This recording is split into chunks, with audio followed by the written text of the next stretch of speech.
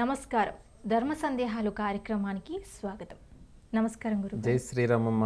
శ్రీకృష్ణుడికి 8 మంది భార్యలు, 16 మంది గోపికలు అని చెప్తూ ఉంటారు. కానీ కృష్ణుడు ఎలా ఆదర్శప్రియుడు అని చాలామందికి సందేహాలు ఉంటుంటాయి, అపోహలు ఉంటుంటాయి. మరి వీటిపైన మీరు ఏమని చెప్తారు ఇలా అడిగినప్పుడు?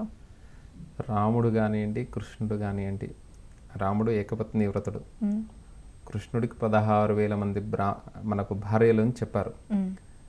పుంసాం మోహన రూపాయ పుణ్యశ్లోకాయ మంగళం.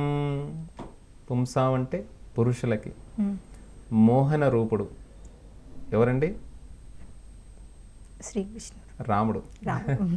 పుణ్యశ్లోకాయ మంగళం. అలా పురుషులకే మోహన రూపుడు. ఆయన కేవలం రామ త్రేతాయుగంలో కేవలం సీతాదేవికి మాత్రమే మనస్సు, వాక్కు, కర్మ సీతాదేవికి మాత్రమే అంకితమయ్యాడు. తర్వాత ఆంజనేయ స్వామి వారికి. మిగతా అందరికీ కూడా పురుషులు కూడా స్వామి వారిని అలా స్పృశించాలని కోరిక అన్నట్టు. ఎవరికి? ఋషులకు, అందరికీ కూడా అలా తహతహలాడుతుండే, ఎలా ఎలా ఎలా అని వారి యొక్క భావనలు.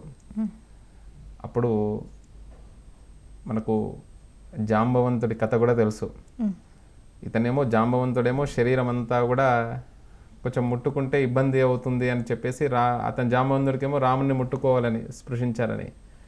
లేదు లేదు, నీకు ద్వాపర యుగంలో కృష్ణావతారం వస్తుంది, ఆ సమయంలో నీకు ఈ వరాన్ని ఇస్తున్నానే, అందుకనే ఆ స్వామితోని మల్ల యుద్ధం కొన్ని సంవత్సరాల పాటు చేస్తారు. అప్పుడు ఆ స్వామిని స్పృశించేటువంటి భాగ్యం కలుగుతుంది. ఈ ఋషులు కూడా ఎవరైతే ఉన్నారో 16,000 మంది ఋషులు, ఈ ఋషులకు కూడా స్వామిని తాకాలని కోరిక.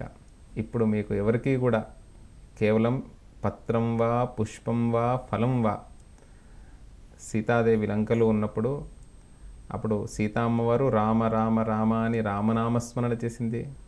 రామచంద్రస్వామి వారు కూడా ఒక పత్రాన్ని చూసిన, పుష్పాన్ని దర్శించిన, ఎక్కడ ఉన్నా కూడా సీత సీత సీత సీత.